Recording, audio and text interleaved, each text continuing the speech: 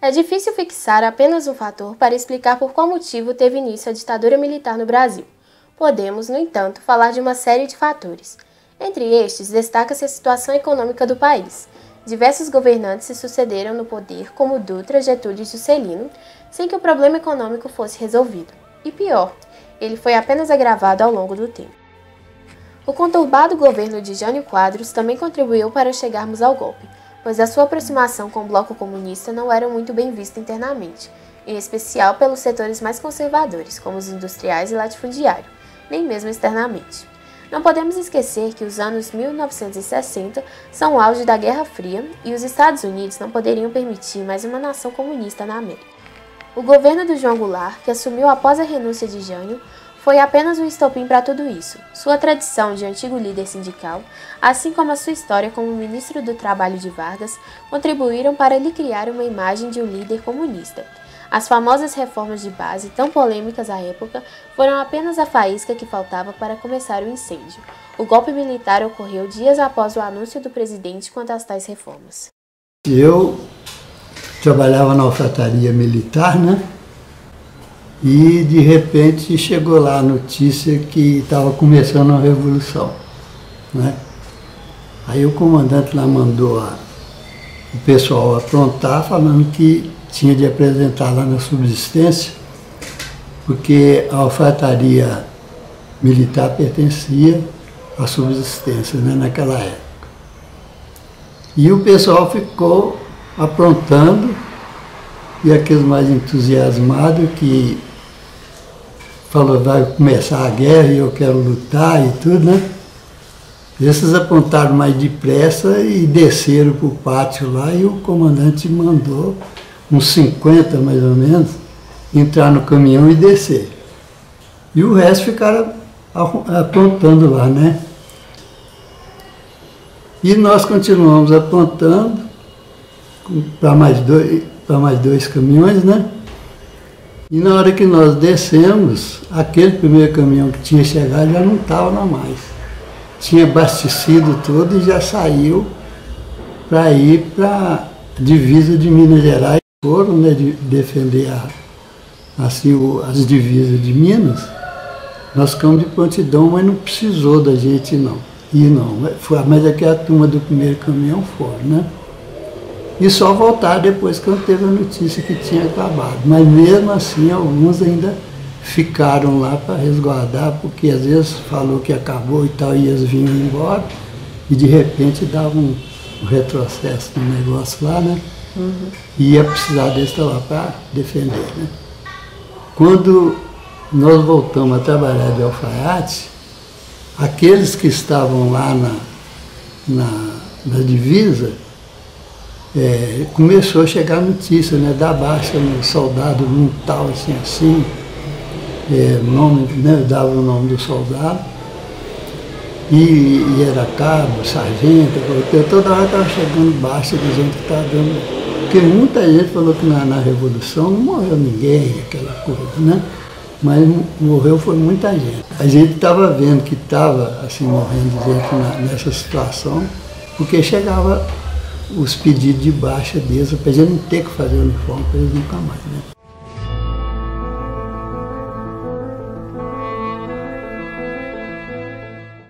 O Brasil vivenciou momentos de glória durante os anos de chumbo, como por exemplo no governo do general Médici, onde ocorreu o milagre brasileiro, o momento de apogeu do regime militar, porque a partir de 1967, o Produto Interno Bruto cresceu a uma média de aproximadamente 11% ao ano, sendo uma das maiores taxas do mundo. A base desse desenvolvimento eram os investimentos do governo em obras de infraestrutura e a expansão do mercado interno e das exportações. Somente no governo Médici surgiram cerca de 70 empresas estatais. o governo realizava vultuosos investimentos visando consolidar setores básicos da economia, como as áreas de telecomunicações e geração de energia, tais como a hidrelétrica de Itaipu na fronteira do Brasil com o Paraguai, a ponte Rio-Niterói e a rodovia Transamazônica. Muitas empresas multinacionais se instalaram no país. Era o momento certo, tão certo que foram lançadas campanhas para fixar a imagem de um Brasil grande potência. Campanhas essas alimentadas por slogans como "Ninguém segura este país", "Pra frente Brasil", "Brasil, ame-o ou deixe-o". Outro destaque é em relação ao Movimento Brasileiro de Alfabetização, Mobral, criado pelo regime militar em 1967, com o objetivo de alfabetizar jovens e adultos. Eu vi assim muita coisa boa, porque pelo meu modo de ver, eu via que a segurança melhorou muito, sabe? Coisa boa que aconteceu foi criado, por exemplo, o reajuste salarial, né, que era feito de 12 em 12 meses, isso não existia, né? Então, eu achei que isso aí foi bom. Houve uma modificação também no modo de aposentadoria, que o pessoal aposentava com 60 anos, né? Aí passou a ser assim, aposenta com 65.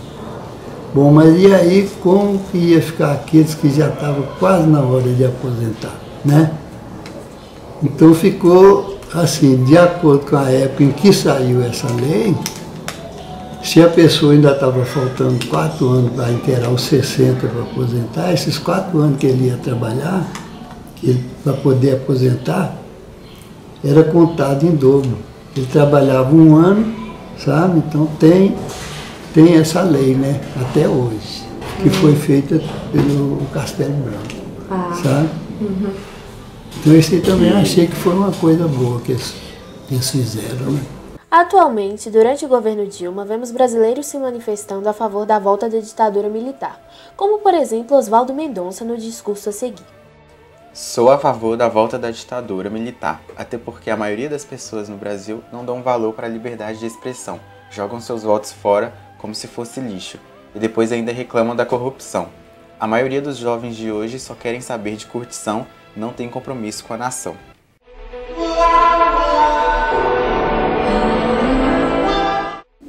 Embora a produção de filmes sobre o assunto tenha crescido mais recentemente, é possível encontrar obras realizadas durante o próprio regime militar, muitas vezes sob a condição de alegoria. Terra em Transe, de Glauber Rocha, é um dos mais famosos, retratando as disputas políticas no país fictício. Mais corajoso do que Glauber foi seu conterrâneo baiano, Ouney, São Paulo, que registrou protestos de ruas e levou para a tela em forma de parábola, o que lhe custou primeiro a liberdade e depois a vida. Manhã Cinzenta, 1968, Ouney, São Paulo.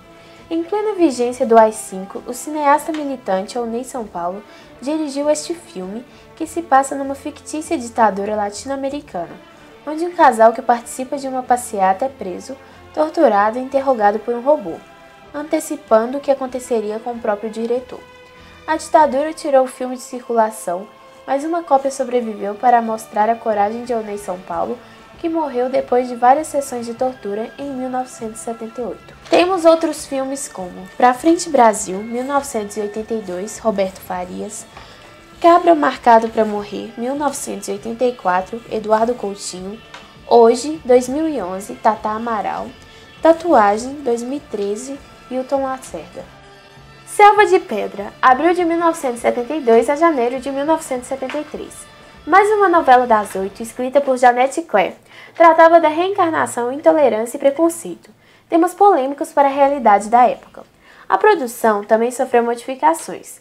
De acordo com a TV Globo, a sinopse apontava o casamento entre Cristiano e Fernanda, depois que Simone fosse considerada morta em um acidente de carro. O departamento, no entanto, vetou a união do argumento de que a personagem estava viva e que o casamento consistira em bigamia. Como resultado, a autora teve de reestruturar a novela, reescrevendo 22 capítulos, 7 em um único fim de semana. Fernanda acabou abandonada no altar. Para as emissoras de TV, significou um prejuízo absurdo, pois era necessário gravar novamente cenas e até capítulos já finalizados, destaca Kalikowski. No mesmo período, outras novelas também foram censuradas, como Vale Tudo, Roque Santeiro, Despedida de Casado, Escalada, Pecado Capital, Fogo sobre Terra, O Homem que Deve Morrer e Irmãos Coragem.